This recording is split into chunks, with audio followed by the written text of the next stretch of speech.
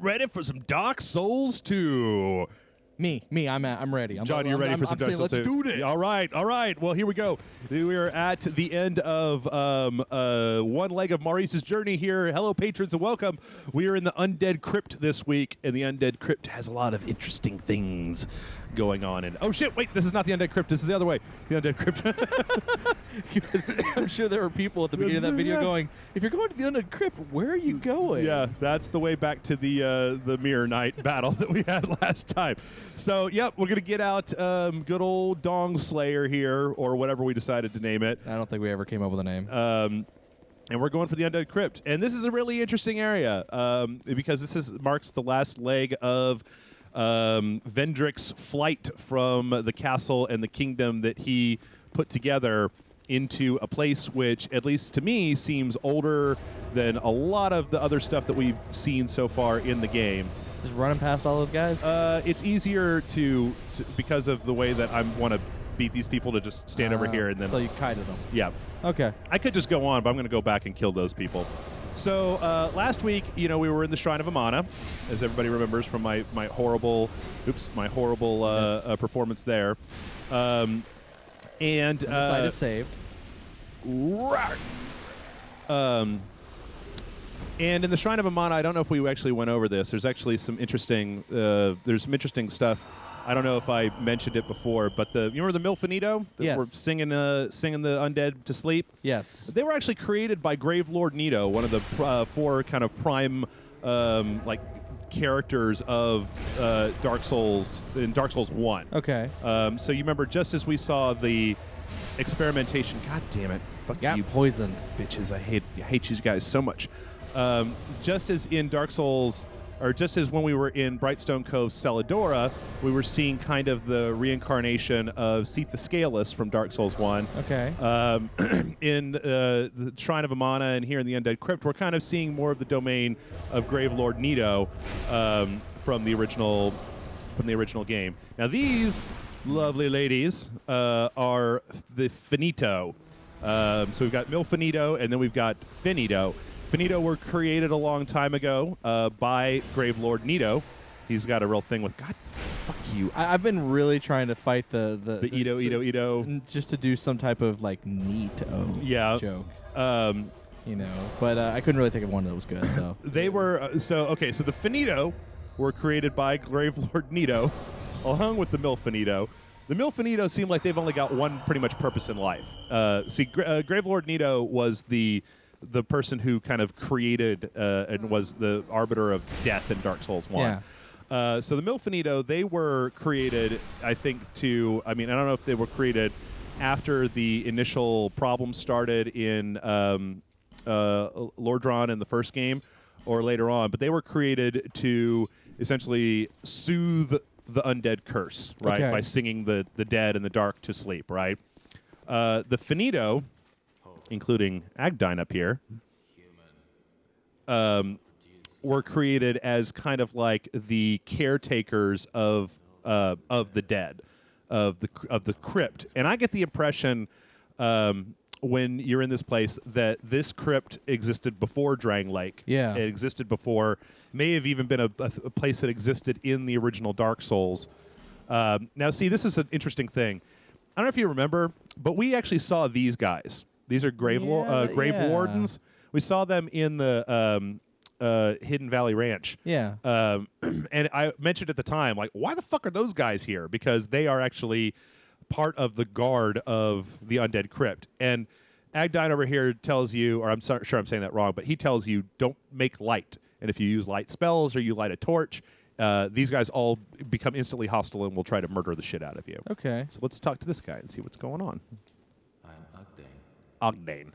guardian of the crypt. All right. Countless Nice shoes. live in peace, Yeah, those are nice. cradled by the comfort of dark. Light only agitates. We have no need for it here. Okay, I Yeah. gotcha. They're actually chiss. I don't know if you know that, but... I am a finito. We weave death and watch over the dead. Mm-hmm. This task was granted to me by the one who gave us the first death. Which is Gravelord Nito. Countless Some of them from ages long ago. Mm-hmm. All right, gotcha. Some were rich, others poor. Some wise, some dull, but now they're all just dead. Man, this guy's a master of the dramatic pause. Yeah, I was he's gonna like say, Shatner levels of pauses. I wonder if you can draw it out a little bit more.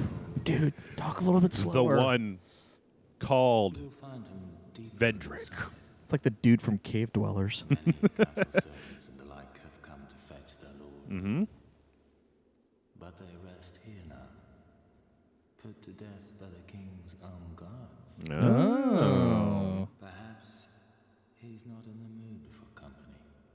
What a moody bitch king. In the past, humans were one with the dark. Yeah. That's actually true. The former king of light, he feared humans. Feared that they would usher in an age of dark. Yeah, I can see that. That's Gwyn. Humans. How you go on, never separating truth from fiction. I like this guy a lot. I think he's cool. He's kind of removed from a lot of the central conflict of Dark Souls 2. Provided due reverence is shown. Death is equitable, accepting. We will all one day be And a one. sexy lady. Tell me what you desire. Show me reverence, and I will lend you my hand. And by show me reverence, he basically just means talk to me a whole bunch of times. No, okay. And he sells some interesting stuff. And one of the more interesting sets that he sells, so we've got the Shield of the Insolent. There's a whole set of the Insolent. It says, Okay. Shield of formerly high-ranking clerics, the effects of the blessings are still blah, blah, blah, blah. But clerics held venerated positions once, but now their souls wander aimlessly in the depths of a murky darkness. And then this set of armor, the Insolent armor, tells us, relics of a party who long ago attempted to conquer the undead crypt. For their sin, their deaths have been postponed, so they may serve as crypt sentries. Oh. And actually, I was looking at this, and this armor, it's not exactly like it, but it actually bears a bit of a resemblance to a group in Dark Souls 1 that makes a pilgrimage down into the Tomb of the Giants, Okay. who kind of gets messed up. But I think that when you start thinking about this stuff, and I think there's just a lot of action from here forward, there's some really interesting stuff to think about. Crap, this is a little bit too loud. Can you turn it down just a little bit? So I think that the idea that the Shrine of Amana and the Undead Crypt were actually here before the Drang Lake Castle was built on top of this site is a really interesting thing to think Yeah. about. That part of the reason that Drang Lake Castle may have even been built here was because of the power that was inherent in this particular area due to the Finito and the Milfinito. I was also thinking about how, like, you can look at the Milfinitos area and you can see how it's kind of crumbled. Like, Yeah. there used to be things there, but now it's just kind of a ruin. And I was actually thinking the other day about how interesting it must have been, like, before the Undead Curse and before so many things happened, that just imagining that Shrine of Amana with all of the buildings intact and thinking about, like, the procession of, like, a royal funeral from the castle down through the Shrine of Amana and then eventually coming to this particular area so that the royalty there could be put to rest eventually. Also, there's an interesting thing that made me think a lot about the actual lore of Dark Souls 2. Yeah. Implicit in what's his name? The warden's. He's not a grave warden. He's a keeper or whatever. In his speech there. Yeah. And that is that. So in the first Dark Souls, there's actually so these things spawn fucking assholes. I hate them, but if you destroy them, then you don't have to deal with these assholes anymore. In the first Dark Souls, you got the impression that the world of Dark Souls 1 was the people in the world of Dark Souls 1 were the world had fallen into ruin, essentially, right? After the Undead Curse came out. Yeah. Now, in Dark Souls 2, there's much more evidence. Like, we've seen the kind of the zombie hollows that are in here. Yeah. There's much more evidence that seems to state that So in Dark Souls 1, it seemed like when the undead curse came, that the lords of that world, Gwyn and the Witch of Izalith, Seath the Scaleless, and Gravelord Nito, and some of the larger characters in that particular world, that they were looking for like upper tier solutions to this kind of like this larger problem. And so meanwhile, while they were doing these big things, right, the world itself was falling into ruin. In Dark Souls 2, I get more of an impression that like Vendrick and Aldia and the Duke Celadora, that they all reacted to, that they were more human, right? Yeah. That they were reacting, they were creating undead hunts, undead prisons, they were setting up systems to try to stem the tide. That were in the first game, the people who were reacting were essentially gods, and that in this game, they're more like people. It's easier for them to understand, and I think that that's kind of borne out by by that dude's, god damn it, by that dude's speech, because he's talking about how when the Lord of Light, okay, so this is a thing I didn't even know existed, John, until today. So when Gwyn saw the undead curse happening, he let the world die and looked for solutions, but like Vendrick and the Old Iron King and them, they created systems in this world that you could see evidence of today. So I didn't even know you could do this. I didn't know you could light this thing, and then you can see like this long line. You light that person's head on fire, and then it lights all those bonfires. Yep. But I think that's really interesting to think about as a difference between what's going on in the two different worlds, about Dark Souls 1 versus Dark Souls 2. And it starts to make more sense, and I actually kind of get a greater appreciation for the story of 2. Yeah. Because at first 2 seemed like it was a lot more tamped down because there weren't as many like giant prophecy like world-changing things happening. But when you think about it in those terms, that this world is more about people than it is about these huge, larger-than-life mystic figures, that it's a much more down-to-earth type of story that we're seeing. So here we're seeing graves. These are essentially like ruined gravestones, and some of them have Ledia pyromancers, and then these, you remember we saw these guys earlier, these are the Ledia witches, that are all, Ledia witches practice all kinds of forbidden dark arts. They actually cast miracles and pyromancy and hexas all at the same time. So they're interesting. The description for their stuff says that they grew conceited and eventually used the powers over death that they had to essentially control disease and death, both giving it and taking it away as a way to solidify their power. There's also another description that seems to indicate that the Finito don't really care for them. Let's see. Are you still down here? Yep, you're still down here. So this area can be a real pain in the ass if you just try to run through it, because these gravestones, the sarcophaguses, will just infinitely spawn those pyromancer dudes, Ledia pyromancers. So I'm going to just get rid of all of them, potentially at the cost of my own life. Which, if I just stopped using the torch for a minute, probably wouldn't be a problem. But I don't want to. I want people to be able to see what's going on. Yeah. Also, it's worth noting, lore-wise, that I was thinking the other day about how interesting we now have this track of Vendrick's passage, Vendrick's flight from the kingdom. Yes. Through the Shrine of Amana and then down here. And we actually, I don't know if I pointed it out last time, but Vendrick has actually, by the time he got here, yep, here comes old nameless usurper. Gonna face the might of Dong Crusher. Dong Slayer. He dodged. Remember, this is oh, that's right. Licia That's right. from the last time. That's all right. We're going to wait for her to get up. Fuck. I didn't wait long enough. Damn it, Licia. I don't want to do this with you. So there's the question, too, of Licia and whether if she is coming after you for souls or if she's coming after you for potentially miracles that are down here. Yeah. Or why her overall motivations are a little bit nebulous.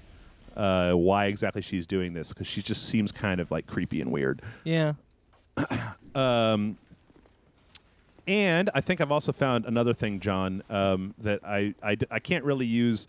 You know, we've gotten out of the habit of using lightning bolts since they nerfed the shit out of them. Yes. But last week I got started experimenting with projectile weapons. Yes, we used a bow and arrow last time. Mm-hmm. And I think that this in here is going to be our next. I almost didn't see that guy. Next weapon of choice. Get rid of these assholes. I don't have the dex to be able to use it right now, but I probably am going to upgrade and do some testing with it. Okay. This is a really interesting thing. Avalon. Oh. Now, Avalon is a crossbow. Fiorenza, the richest merchant in all of Volgan, recreated this lost weapon after reading of it in an old book. And it fires 3 shots, bam, bam, bam. Nice. So if I upgrade that thing to +10 and put lightning on it, and then use lightning crossbow bolts on it so that it scales with my lightning, with my faith stat, it's very possible that we may have something that is just as good, if not better, than the lightning projectiles that we were using before. Oh, shit. God damn it. Lock on, why don't you? So, our path is barred. Oh, how are we going to get by them? Fucking hit these motherfuckers. Forget what they call these guys. But they are a pair of knights that tried to invade the crypt. Oh, are these a couple of them or just Oh, shit. Oof. In regular new game, there's only 2 of them. Fuck! Okay. They do hit pretty hard. Apparently. I forget what their names are. There was actually a thing that I was reading up on them before. But they are a pair of knights who tried to come in and... Shit! Okay. No, do not want. Probably should have kept my bow and arrow out for this bullshit. Yeah, seems like shooting them from a distance might have...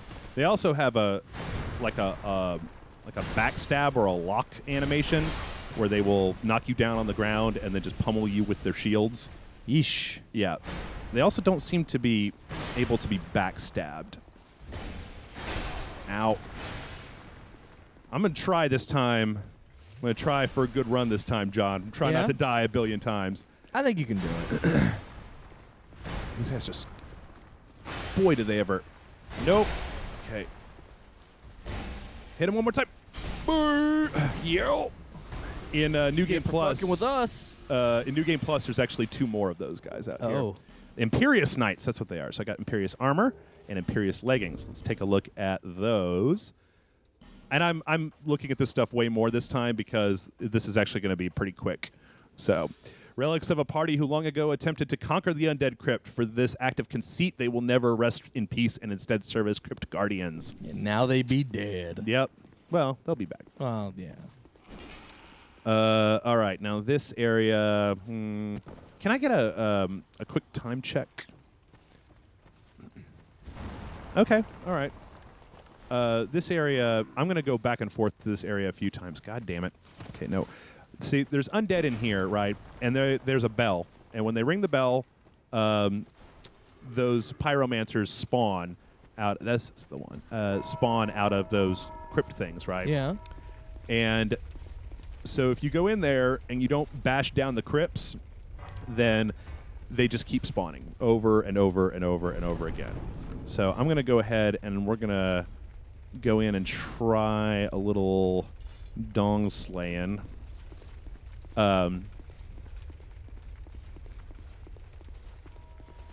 See, every time they ring that bell, it spawns more of these motherfuckers. But if you if you leave and come back, then they're gone. And when you destroy their little spawn things, they don't come back. So I'm going to just do that a couple times. Not really for any good reason, because what's in there is the greater lightning bolt spell that is now garbage. Okay. Doesn't really do jack shit for you. All right. So, yeah, I'm trying to think if there's one more thing that I had to talk about. in here about this particular area, but I don't know that I do. Yeah, we got the Ledia people, got the Finito. You know what? I'm just going to grab this, and we're just going to go. Because there's, I mean, like I said, the only thing that's in here is a Pharos door that opens to the lightning bolt spell that is now worthless. So Okay. it was much more important to pick up Avalon than it was to get that bullshit. All right. So now we are getting ready to hit the boss. So we'll do, if we get the boss done and we're less than 30 minutes, there's a couple other things that I think that we can do. All right. Let's see. You motherfucker, do not hit that bell. I don't want that bell ringing. So here is the lead up to our final destination, which is down there at the end. And as we saw in the castle before, this way is being guarded by a phalanx of the King's Guard. I see them. So I like the idea, once again, when you're thinking about this stuff, of the idea of thinking about Vendrick with a posse coming down here and, you know, leaving parts of himself behind on his kind of pilgrimage down into this crypt, guarded by his knights and by the Royal Aegis Velstat, who we're going to fuck all the way up. Yeah, it's fucking shit up. Yep. For no other reason than just because we can. Well, no. He's guarding the king. He has explicit instructions not to let anybody near the king. Ooh, what's up? What's up? What's up? Do you want some? You want some dong slaying too? Huh? Do you want some? Brrr, motherfucker.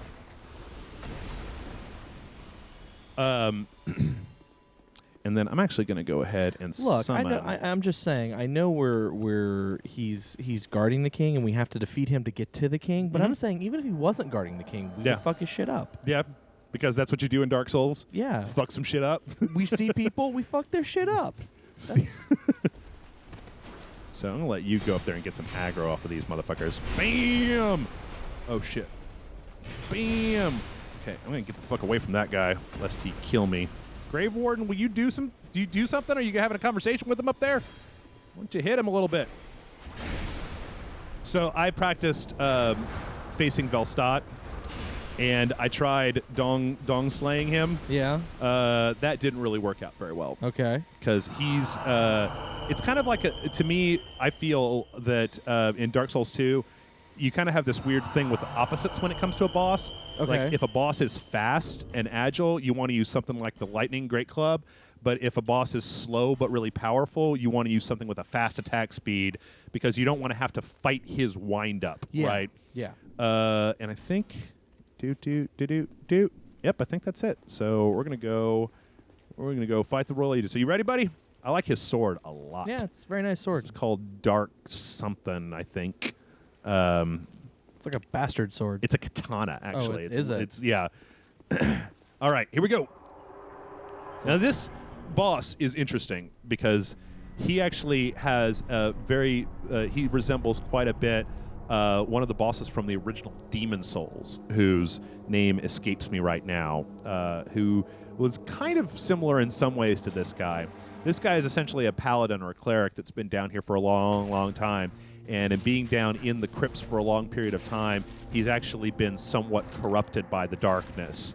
Not to the point where his actions are any different than what you would expect him to be, which is the fact that he's guarding Vendrick from interlopers, but that he is... Whiffed on that one. Yeah. That he actually has, like... It's like some of his normal attacks seem to have been influenced by darkness. Okay. And he's pretty... I mean, you know, if you have a good shield for this guy, or you're good at dodging, which I'm not very good at dodging, but I do have a hell of a shield. You do have a nice shield. That does a lot of stamina damage, or it has a high poise, so it can take pretty big hits. This guy's not too much of a problem. Are you getting ready to do your thing? Nope. Damn it, Grave Warden. Dodge or something. I know you've got dark magic. Use your fucking dark magics. Boy, he is... I've never seen him this interested in fucking up the Grave Warden Like, usually he's just all over tired of me. his shit. Yeah, usually he's just all up in my business, but this time he's just like, no, fuck that guy. Oh, dude, it's one job. Ooh. Yep. So I think he might be on me now. There he goes, yep. Hit him with the hexes. See, unfortunately, hexes don't really... Is he ringing a bell of some kind? He's powering up with dark magic. Oh. His mace actually is a bell. Okay, that's what the ringing is. Okay. Yeah. What's up, Velstadt? What's going on, buddy? Huh? What's up? Victory achieved. Victory! So we got the soul of Velstadt, and let's take a look at that. This went really well. You can also even see that the soul of Velstadt is dark. Yeah. You see how it's dark instead of like all the other souls. Velstadt was always at the king's side as if he were his lord's own shadow. After the king retired to the undead crypt, Velstadt followed, never to return. So Velstadt followed the king in his pilgrimage with his knights down to essentially seal himself away in the crypt from the danger that he perceived. Yeah. And here is Velstadt. Or no, Vendrick. The king? Yeah. It's all, like, creepy looking. He's hollowed. Yeah. He left his soul behind. He willfully took his own soul and sealed it away. And I think part of that could possibly be because if he was hollow, if he had no mind, he could not be tricked. He could not be cajoled, or he could not be made to essentially undo the things that he had done in locking parts of the world away in the preparation for the chosen undead to come. So also pretty big. Yeah, and most of the larger characters most of the characters like the Queen and Kings and larger figures in the Dark Souls world tend to be big. Like Gwyn was kind of the same size. Okay. But, you can actually attack him, and attacking him right now even has benefits because he's interesting in that he's a boss, but he has damage reduction. Yeah. And the damage reduction is halved by having giant souls in your possession. So for every giant soul that you have, his damage reduction is lowered. And if you fight him right now, he doesn't have any damage reduction. He's still hard as balls, but he doesn't have any damage reduction. But if you come back and you try to fight him, he's got like 12x damage reduction. And then every time you pick up a giant soul, I think there's 4 or 5, it cuts that in half until it goes back to his regular old stuff. But we've got the king, and this is why we've actually come, is the king's vestments have been discarded, and we have the king's ring, which opens up several doors that have been blocking our progress. I see. There's also, and I don't know if this happened in the patch or if this was here originally, but we can also see that some of the fireflies from the Shrine of Amana seem to have come with him, and I don't know if that's intentional, like if he brought them with him to essentially soothe the curse of being undead. There's also a really interesting theory out there. I'm sorry, I'm going over all these theories, right? No, it's good. That so the chosen undead is going to come through this direction in order to get the king's ring, because you need it to go to the last few places to get access to the throne of want. Okay, I'm sorry, Vendrick. I didn't mean to be in your way. All right, but that there's this one idea, and I think it might have been in one of the lore videos that I was watching, that once the king was brought down here in an undead state and set to wander in a circle forever, that Velstadt actually stripped the king of his vestments and piled them in the corner in the hope that when the chosen undead finally came, that he would take the ring and leave the king alone to, walk in circles for all eternity. So I'm going to leave the king alone because I think he's actually a really tragic figure, and I don't need his shit right now. Yeah, no, I get you. But we do have another face. I was going to say, didn't I see someone up there? It's the Emerald Herald. What's up, buddy? Baby cakes? This ring is the symbol of the king. Yes. Use it to gain passage through the king's gate Mm-hmm. All right. and venture to the far east, Will do. bearer of the curse. If you are to be the next monarch, then one day you will walk those grounds without really knowing why. Which is kind of a reoccurring thing in here. And it's funny how it takes you a lot longer, and it took me way longer with a lot of lore and stuff to kind of figure this out, that part of the story of Dark Souls 2 is doing things without really knowing why you're doing them. Yeah.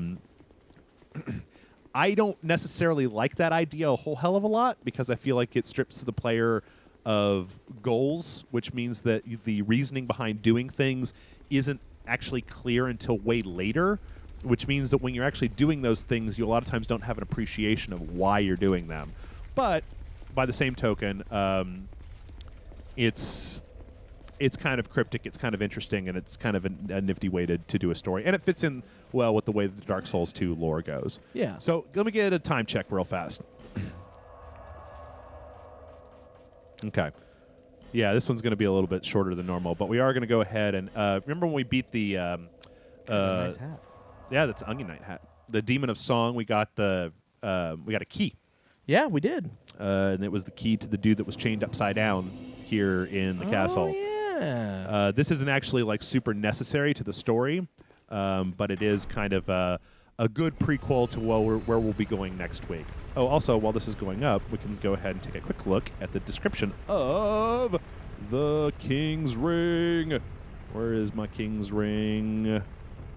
It's black.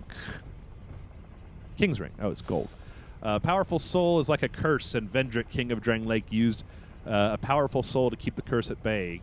King Vendrick sought greater souls and made the giant strength his own, but even still the curse overcame him.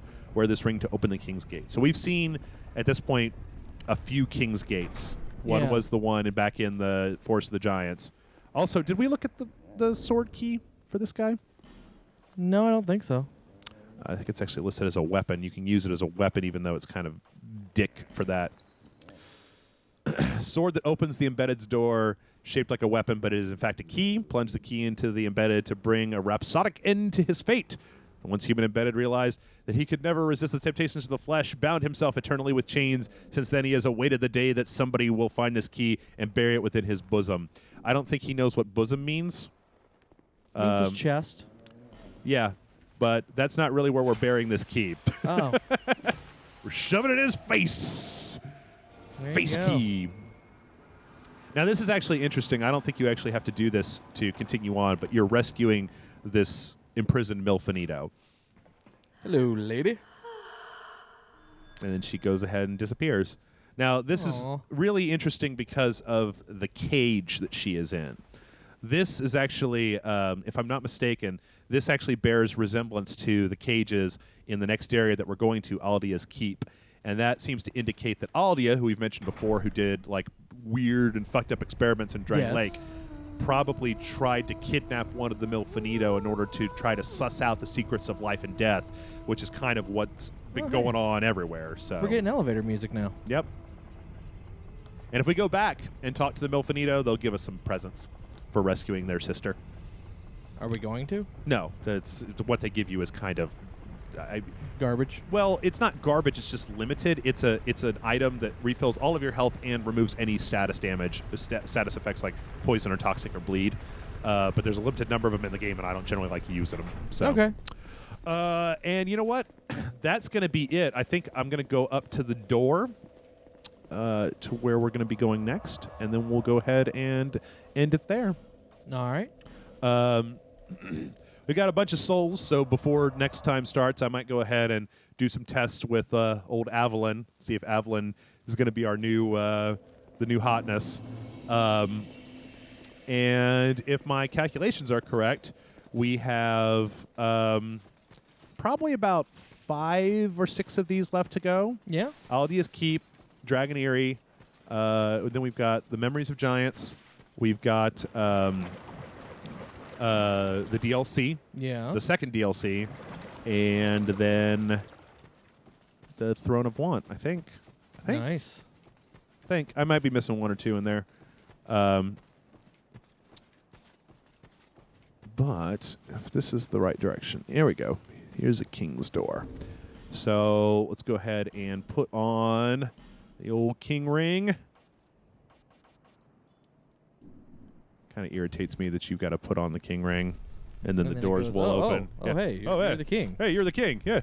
Hey, King, what's up? You look a little different than last time. You're fatter than I remember you. Fatter and shorter. I don't know why the door is Rodney Dangerfield. But next week, we will be tackling Aldia's Keep, so we'll see you then, folks.